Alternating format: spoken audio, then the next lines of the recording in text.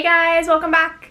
So today I'm going to be talking about just really briefly about some of the favorite teaching books that I have.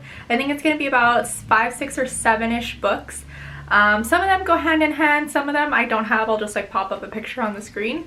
But these are my favorite books that really either got me into teaching or changed the way I view things about teaching, or really got me to change up how I do like classroom discipline or things like that. So not all of them are specifically teaching books, but they are all about how to deal with kids, how to help kids, how to support kids, and they apply really well into the classroom.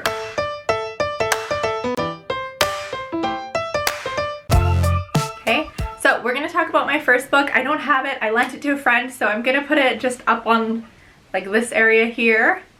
So this book specifically really talks about things that you don't see or things that you don't hear going on every single day with your students. These are the things that are, behind closed doors, in families, especially if you work in more like inner city classrooms, which I have lots of experience in, or like a decent amount of experience in.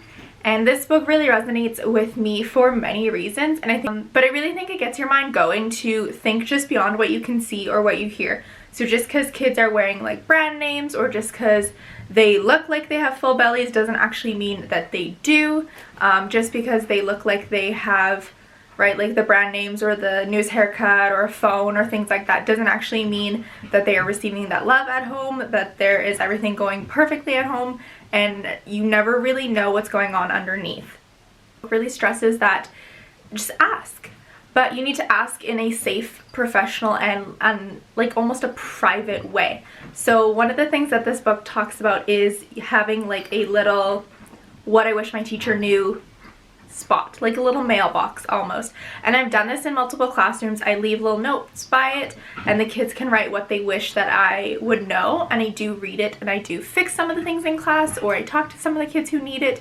And it's really an amazing non-pressured way to get in, to talk to them, to have that support, to have that connection, or that like you're their confidant. You're able to understand what's going on. They will tell you things. Sometimes it's too hard to say it face to face, and this is just the best way to do it, is just them writing it on paper. And if you do it as a whole class, it takes off so much of the pressure, and it's wonderful. So definitely recommend that book. This is the second book. I haven't fully finished reading it, but it's Teaching in the Online Classroom, because I am teaching grade 6 online right now. This is not my first year online. I think this is my third school year teaching online since, thanks to the pandemic and COVID and things like that. So this one's really interesting. It tells you a lot of like tips and tricks. If you've done online teaching, you do know it, like the synchronous, asynchronous work. However, I do think it's really awesome because things that I may think are pretty normal might not, I'm like petting the dog, sorry, but things that I think are really normal may not be normal for everybody, and vice versa. They have some really good suggestions for me. If you're not an online teacher, it's still interesting because you do things online. Here where I am in Alberta, we multiple times have been told to go online for just a 2-week period, and then we go back into the classroom and things like that last year. So always having those online digital literacy skills are really important. So definitely pick that one up. So my next two books, they kind of go hand in hand. They're quite similar. So this is the first one, The 5 Love Languages of Children. So it's specific to the love languages of children. I really love that. And then this one here is The Gentle Discipline. I just got this one off Amazon. I think I got both of them off Amazon. But raising emotional connections, not punishment, to raise confident, capable kids. Super great in the classroom for these, for a couple of reasons. And I'm sorry it's gonna be so echoey, but like it's the best I can do right now. Back to these two books. So this one is really great for different strategies or skills for disciplining children at school. And I don't mean like physical discipline or like corporal punishment, nothing like that. I mean, this book was really eye-opening. It has a really crappy chapter about school, and she kind of blames school for like everything that's wrong with your kid. But other than that chapter, it's a wonderful book. So just take what you're reading, obviously with a grain of salt, and use your own brain while you're reading something, obviously. The rest of it I thought was really interesting because it really talks about making a bond or a connection with students, but still keeping that firm boundary. So allowing students to make choices to help them with their independence and things like that, but still keeping a firm boundary and how to connect with them when they are having tantrums or episodes in class, which I personally would see all the time. So this one's a great book.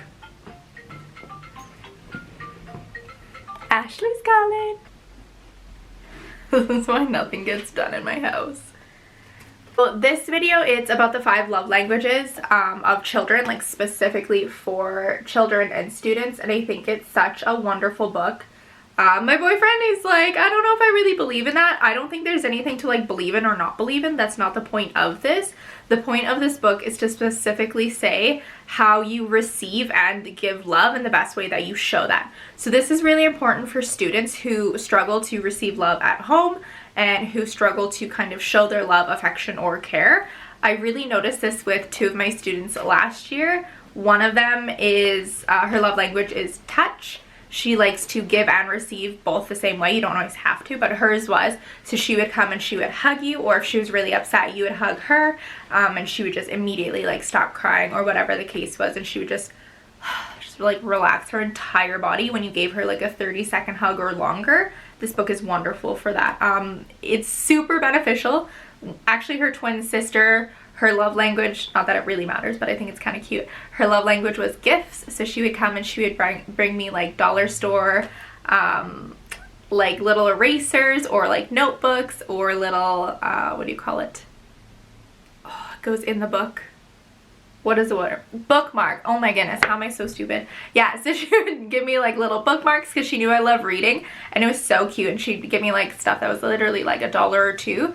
And she was just so excited. She was just sitting there like giddy to share things with me. So I think it was really sweet. It really talks about some strategies on how to help kids show their love language, how to help you show your love to your child or to the student. And I think it's really wonderful in that sense that it's not just like, these are the things, right? It tells you specifically how to fix things, how to go about it, some tips and tricks on how to use it and benefit you to making that bond and that connection, which is so important for teachers and parents and students, right? Like, it's so important for everybody. I think it's such a wonderful book, and it's an easy read. It's beautiful.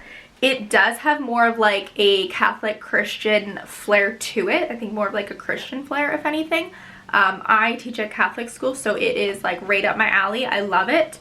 I love that like we look at children of God and like these perfect little like amazing, wonderful beings. So it really plays into that. If you're not super into it, that's totally okay. The point of the book is still the same, and the point of the book that you will get from it is still wonderful, but just let you know, it does have more of like a Christian element to it, which I personally don't mind. On to another. This one is, you can see where I like tagged all of it. Awkward. But this is a book that I really, really like. It's the 1, 2, 3 Magic Effective Discipline, specifically for in the classroom. So this one was a really great book. It's kind of a thick book compared to the parent version of it, but I ticked all the things that I thought were important, or like all the things that are like, this is like step 1, what do you do? Step 2, what do you do? Step 3, what do you do?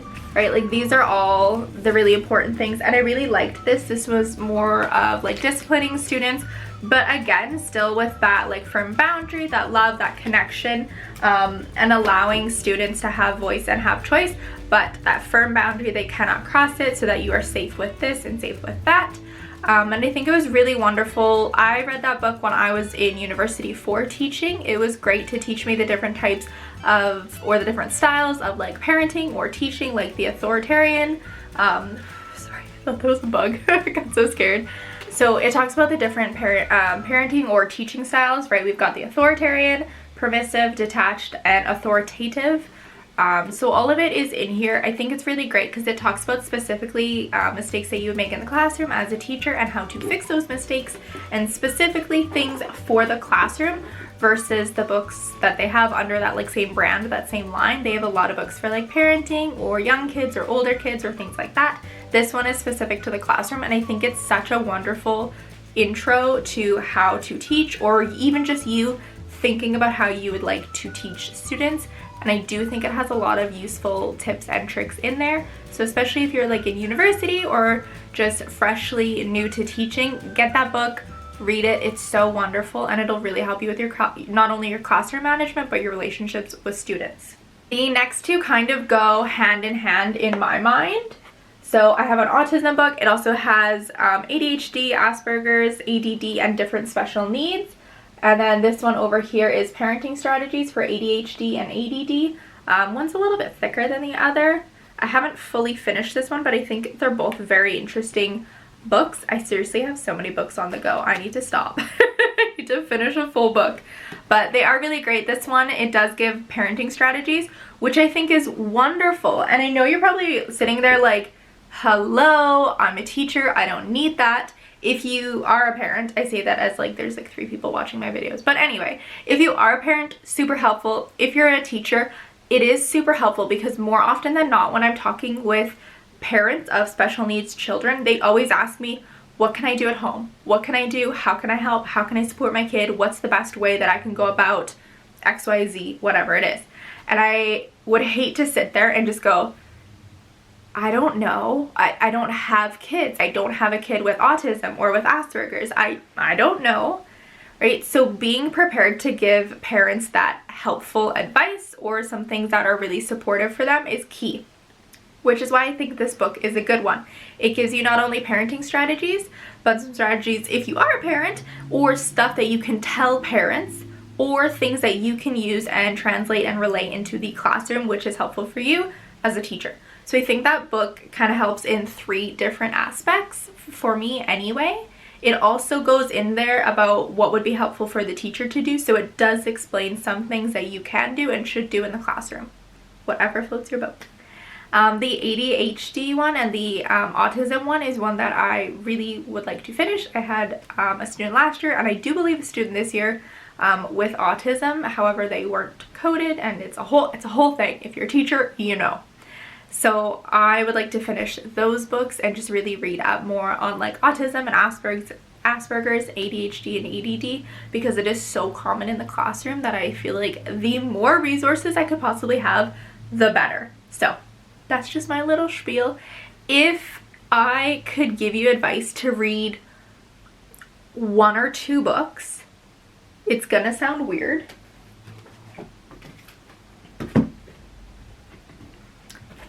If you take nothing else from this, read these 2 books.